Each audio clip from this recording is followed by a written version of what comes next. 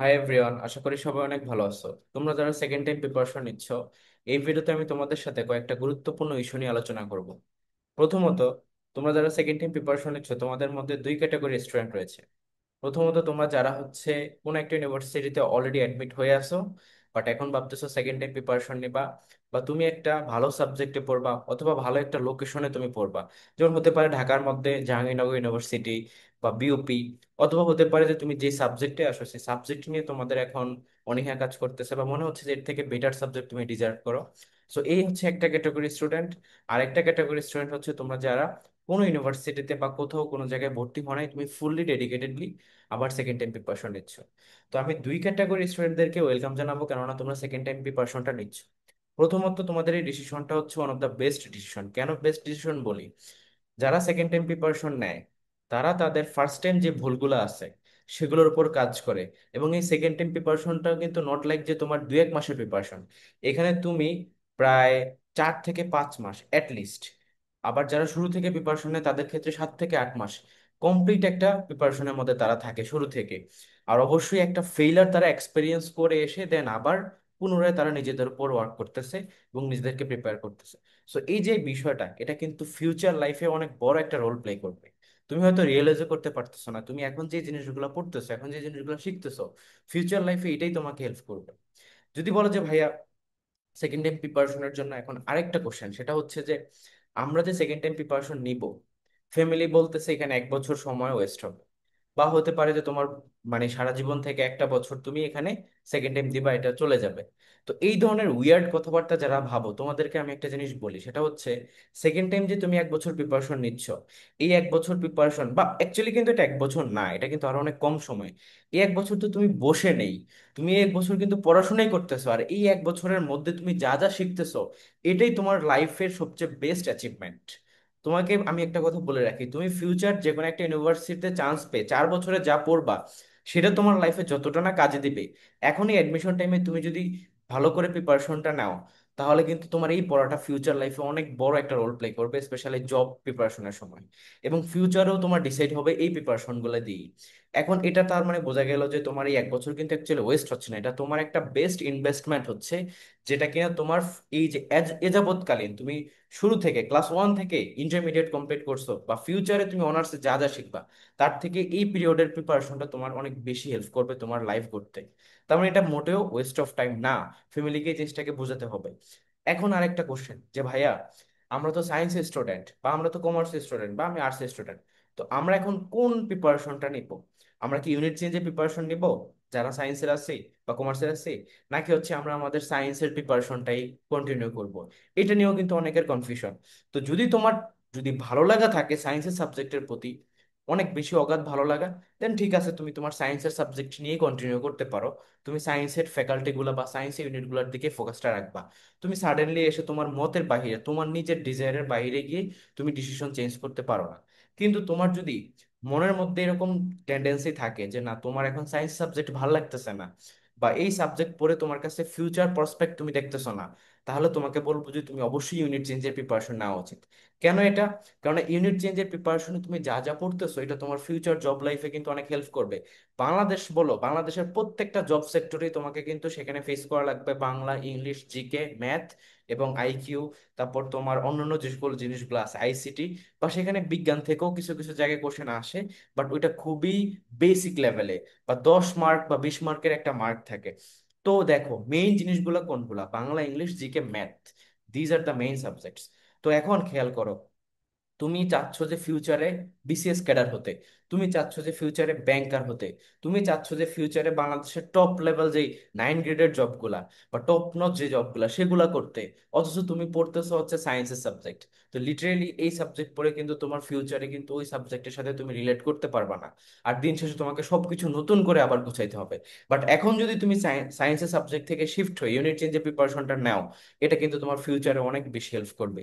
এবং এখন যা যা শিখবা, এটা তোমার ফিউচারে প্রসপেক্টও বেশি। আরেকটা জিনিস যেটা, সায়েন্সের সাবজেক্টে বাংলাদেশে সায়েন্সের যে সকল সাবজেক্ট এক্সিস্ট করতেছে, বাংলাদেশে যে লেভেলের জব ফিল্ড, আর্টস বলো বা অন্যান্য যে সকল বিভাগগুলো আছে, যেমন তোমার বিবিএ প্রোগ্রাম হতে পারে বিজনেস ফ্যাকাল্টির, বা তোমার সোশ্যাল সায়েন্সের সাবজেক্টগুলো হতে পারে, বা তোমার অন্যান্য যে ল অনুষদ যেগুলো আছে সেটা, তো তাহলে ওই সাবজেক্টগুলোর কিন্তু ফিউচার প্রসপেক্ট আরো বেটার। সাপোজ তুমি ইংলিশে পড়তেছো, তার মানে তোমার ফিউচার বেটার তাদের থেকে। তুমি ইকোনমিক্সে পড়তেছো, তোমার তার থেকে ফিউচার বেটার। তুমি লতে পড়তেছো, তোমার তার থেকে সায়েন্সের সাবজেক্টের থেকে ফিউচার বেটার। অথবা তুমি ধরো বিবিএ নিয়ে পড়তেছো, তোমার গভর্নমেন্ট জব ওপেন, আবার তোমার প্রাইভেট জবগুলোতেও তোমার ডিমান্ড অনেক বেশি। দেন তুমি এমবিএ করতে পারতেছো ফিউচারে আবার। এখন দেখো, আমি জাস্ট এই কথাগুলো প্র্যাকটিক্যালি জিনিসগুলো তোমাদেরকে বোঝানোর ট্রাই করতেছি এই কারণেই, কেননা সেকেন্ড টাইমের স্টুডেন্টরা না জেনেই প্রিপারেশন নিতে চায়, যে তার কোনো প্ল্যানিং নেই, তার ফিউচার কোনো গোল নাই, অথচ সে প্রিপারেশন নিতে চাচ্ছে যে তার কোনো রকম একটা ইউনিভার্সিটিতে হয়ে গেলেই হলো এরকম। বাট রিয়েলিটি কিন্তু অ্যাকচুয়ালি এরকম না। দেখা যাবে যে তুমি, তোমার যদি পছন্দের সাবজেক্টে তোমার গোলের সাথে যদি তুমি ম্যাচ করতে না পারো, 4 বছরের প্রিপারেশন কিন্তু তোমার জন্য খুবই কষ্টকর হয়ে যাবে। অনার্স লাইফ কিন্তু 4 বছরের। আর একই সাথে তোমার অনার্স লাইফের এই, তুমি দেখো ইন্টারমিডিয়েটে 2 বছরের পড়াশোনা তোমার কাছে কতটা প্রেশার মনে হয়েছে। তাহলে অনার্সের একটা অপছন্দের সাবজেক্টে, বা তোমার যেটার সাথে তুমি কোপ আপ করতে পারতেছ না সেরকম একটা সাবজেক্ট থেকে 4 বছর পরে কিন্তু দিন শেষে এটা তোমাকে কিছুই বয়ে আনবে না তোমার লাইফে। আরো তোমার কাছে মনে হবে যে ওয়েস্ট অফ টাইম, নিজেকে একটা বার্ডেন মনে হবে। ওই জায়গাতে তুমি রেজাল্টও ভালো করতে পারবে না, তোমার সিজিপিও অনেক লো থাকবে। বাট যদি তোমার ইন কেস ভালো একটা সাবজেক্টে, তোমার পছন্দের সাবজেক্টে স্পেশালি যদি হয়ে যায়, তাহলে কিন্তু রিয়েলিটিটা পুরোটাই ডিফারেন্ট হবে। তোমার পড়তেও ভালো লাগবে, তোমার রেজাল্টও ভালো হবে। দিন শেষে দেখা যাবে যে তোমার যদি সিজি ভালো থাকে, তুমি ওই ডিপার্টমেন্টের ওই ইউনিভার্সিটির ফ্যাকাল্টি হয়ে যেতে পারো। ঠিক আছে? আচ্ছা, এখন এই কয়েকটা কথা আমি বললাম জাস্ট বিকজ তোমাকে কনফিউশন থেকে দূরে নিয়ে আসতে, যে তোমার প্ল্যানিং কি, তোমার ফিউচার কি চাচ্ছ, সেই অনুযায়ী তুমি ডিসিশনটা নাও। তো তোমার যদি মনে হয় যে না তুমি সেকেন্ড টাইম প্রিপারেশন নিবা, তাহলে তোমার এটা একটা বেস্ট ডিসিশন। এখন কোশ্চেন আসে যে ভাই আমি কি ইউনিট চেঞ্জের প্রিপারেশন নিবো কিনা। এটাও একটা বেস্ট ডিসিশন, কেননা রিয়েলিটিতে কিন্তু ইউনিট চেঞ্জের জব ফিল্ড অনেক বেটার। এবং যে পড়াগুলো তুমি অনার্স লাইফে এখানে পড়বা, এগুলোই তোমার জব লাইফে যখন অ্যাকচুয়ালি এক্সামগুলো অ্যাপিয়ার করবা, সেখানে গিয়ে এই টাইপের পড়াশোনাই তুমি দেখতে পারবা। তুমি ইংলিশ পড়তেছো, বিসিএস এর একটা সেক্টর তোমার হয়েই গেছে। নট অনলি বিসিএস, বাংলাদেশের যে কোনো টপ নচ জব, ব্যাংক বলো বা 9 গ্রেডের যে কোনো জব বলো, সেখানে তোমার ইংলিশ লাগবেই। আবার যদি বলি তুমি ধরো ইকোনমিক্স পড়তেছো, ইকোনমিক্স রিলেটেড অনেক অনেক জব, ব্যাংক জবে তোমার প্রিভিলেজ আছে। টপ নচ জবগুলোতে তোমার রিকোয়ারমেন্টই দেওয়া থাকে যে ইকোনমিক্স থেকে আসছে। লতে হলে তোমার ল এর আলাদা সেক্টর আছে, বা বিবিএ হলে বিবিএ এর আলাদা সেক্টর আছে। তার মানে বুঝতেই পারতেছো দেয়ার ইজ ওয়াইড তোমার সুযোগ থাকতেছে।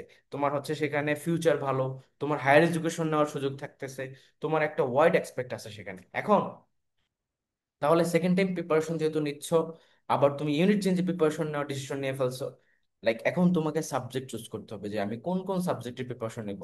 দেখো ইউনিভার্সিটি চুজ করা শেষ, তোমার হচ্ছে তোমার জাহাঙ্গীরনগর ইউনিভার্সিটি লাগবে, তোমার হচ্ছে বিউপি লাগবে, তোমার রাজশাহী ইউনিভার্সিটি লাগবে, তোমার চট্টগ্রাম ইউনিভার্সিটি লাগবে। এখন যেহেতু তুমি এই ডিসিশনটা নিয়ে ফেলছো যে তোমার এই ইউনিভার্সিটিগুলো টার্গেট, এবং তুমি ইউনিট চেঞ্জের প্রিপারেশন নিবে এবং অ্যাজ এ সেকেন্ড টাইম তুমি প্রিপারেশন নিচ্ছ, তাহলে একটা জিনিস মাথায় রাখতে হবে যে তোমাকে কিন্তু মেরিটটা রাখতে হবে টপে। এখন টপ মেরিট হোল্ড করার জন্য তোমাকে কিন্তু যেন তেন প্রিপারেশন দিয়ে হবে না। লাইক তোমাকে সবগুলা সাবজেক্টের উপরই কিন্তু প্রো হইতে হবে। তুমি যদি ভাবো যে আমি একটা সাবজেক্টে খুব ভালো, যেমন আমি বাংলাতে ভালো, আমি ইংলিশে ভালো না, তাই আমি ইংলিশকে মোটামুটি পড়বো, বাংলাকে ভালো। রিয়েলিটিতে কিন্তু তা না।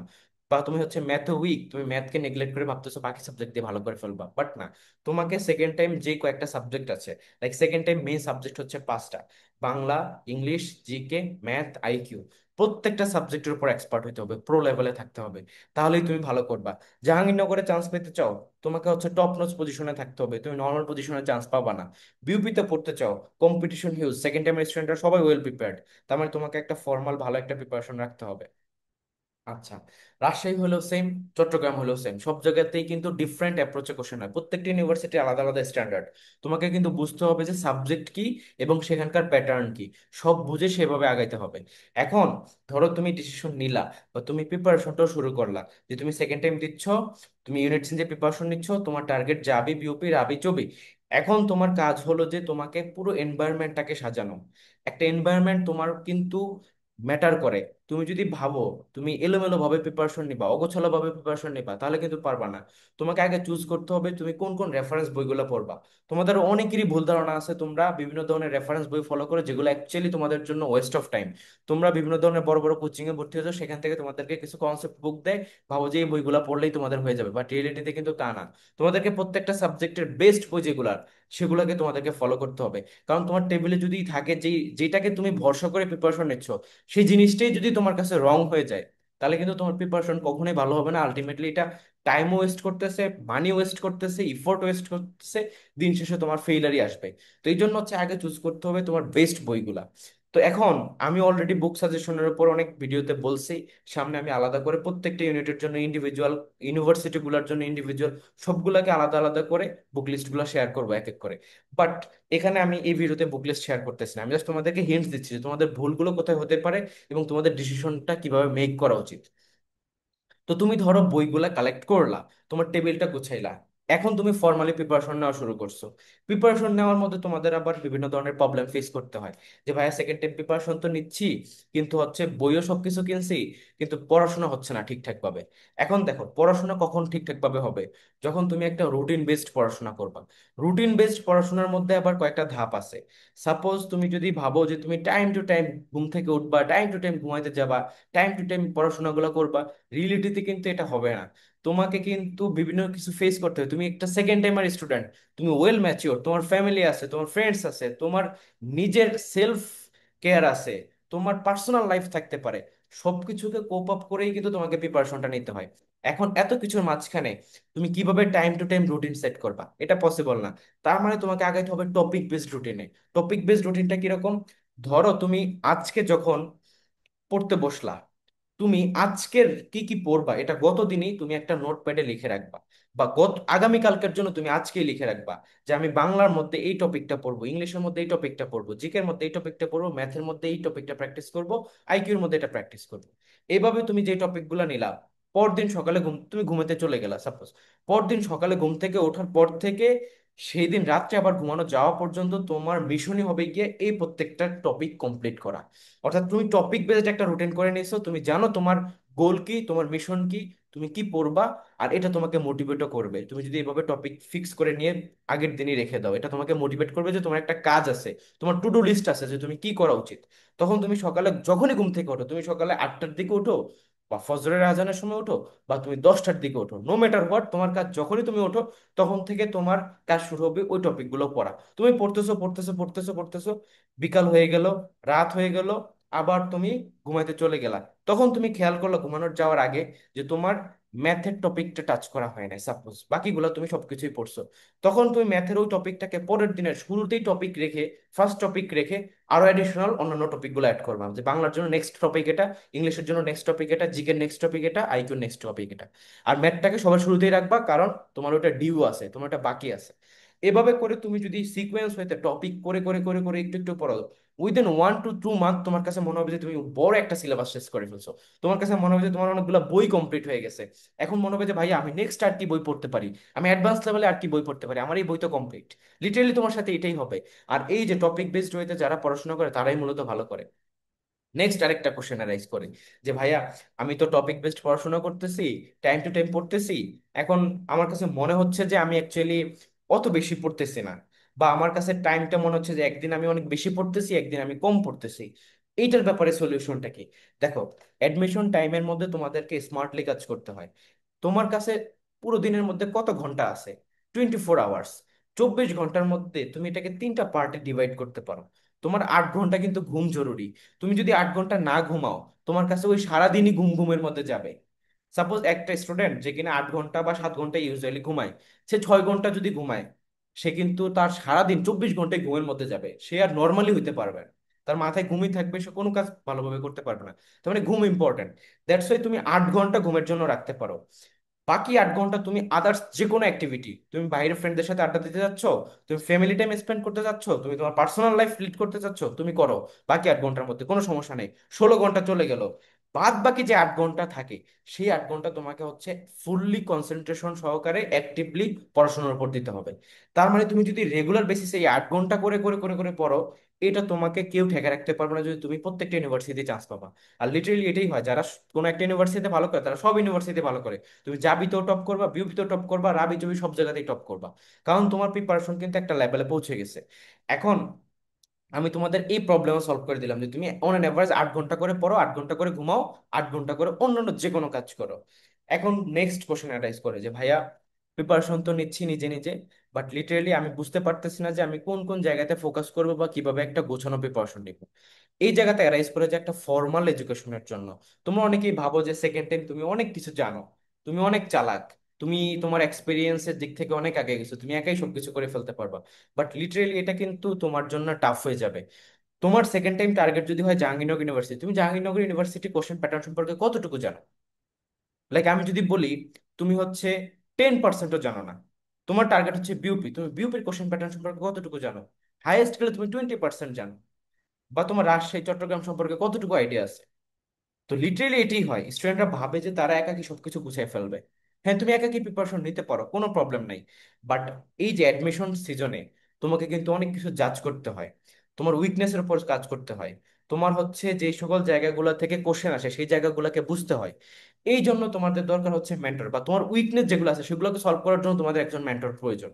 লিটারেলি এই জায়গা থেকেই তোমাদের উচিত হচ্ছে কোনো একটা ফর্মাল এডুকেশনের মধ্যে চলে আসা, যেখানে তুমি গোছানো একটা প্রিপারেশন নিতে পারো, যারা অ্যাকচুয়ালি সেকেন্ড টাইমের স্টুডেন্টের উপর কাজ করে, সেকেন্ড টাইমের স্টুডেন্টদেরকে ডেডিকেটেডলি পড়ায়, প্রত্যেকটা সাবজেক্ট ইন্ডিভিজুয়ালি যা যা পড়তে হবে, কোথা থেকে পড়তে হবে, রেফারেন্স বইগুলো ভালো কোনগুলা, সবগুলো যেখানে তোমাকে সাজেস্ট হিসেবে করাতে।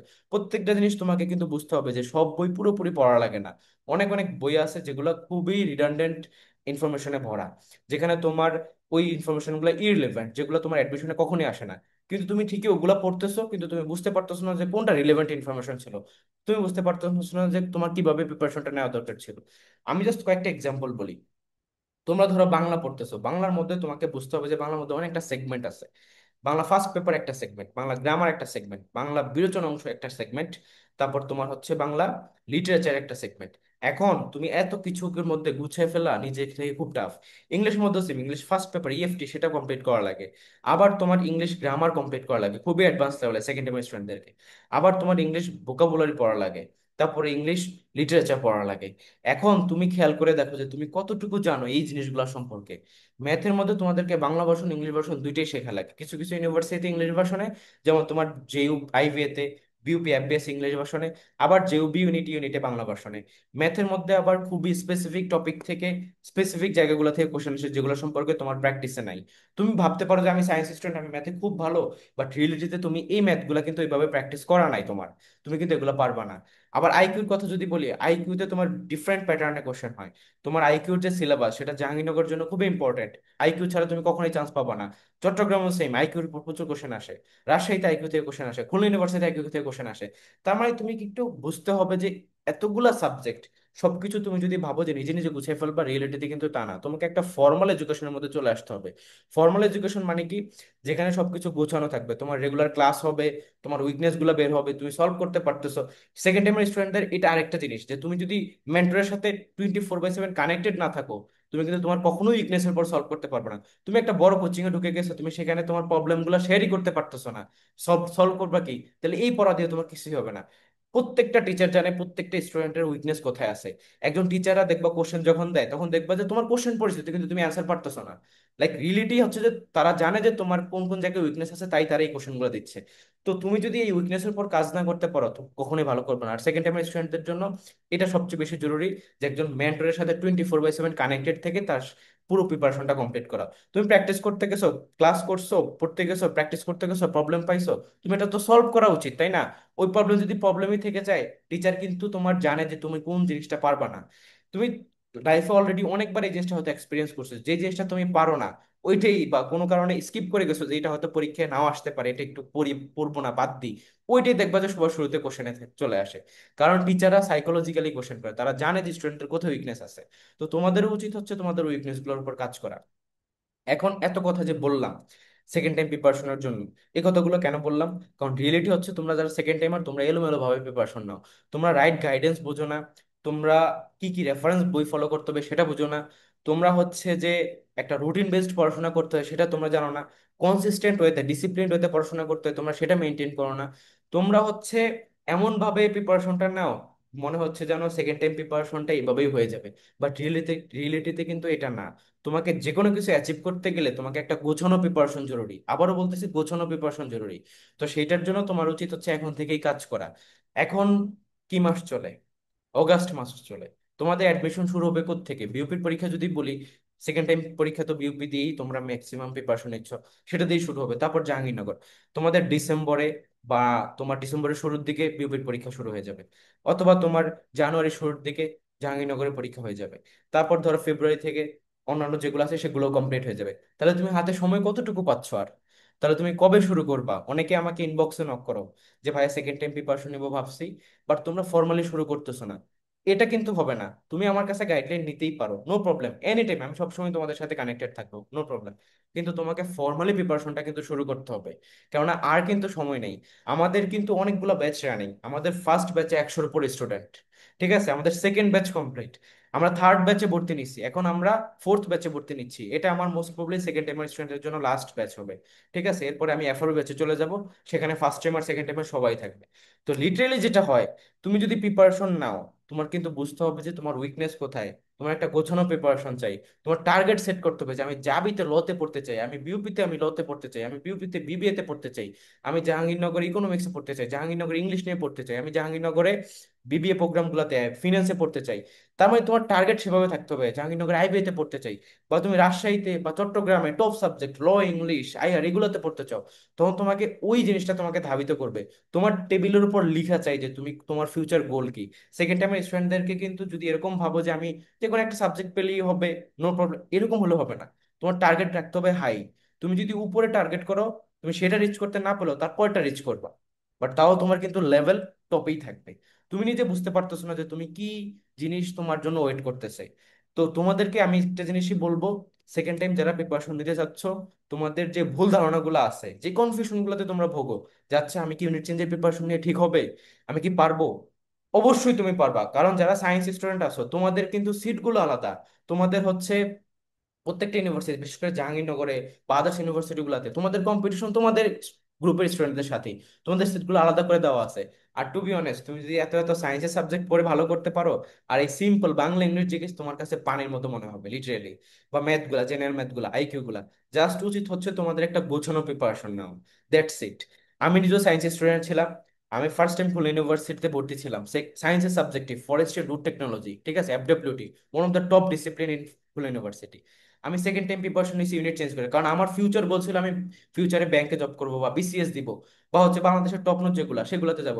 তাহলে আমি কেন সায়েন্সের সাবজেক্ট পড়তেছি? আমার তো উচিত হচ্ছে অন্য একটা সাবজেক্টে শিফট শিফট করা। আমি চলে আসলাম বিউপিতে, বিউপিতে আমার তিনটা ফ্যাকাল্টিতেই হয়।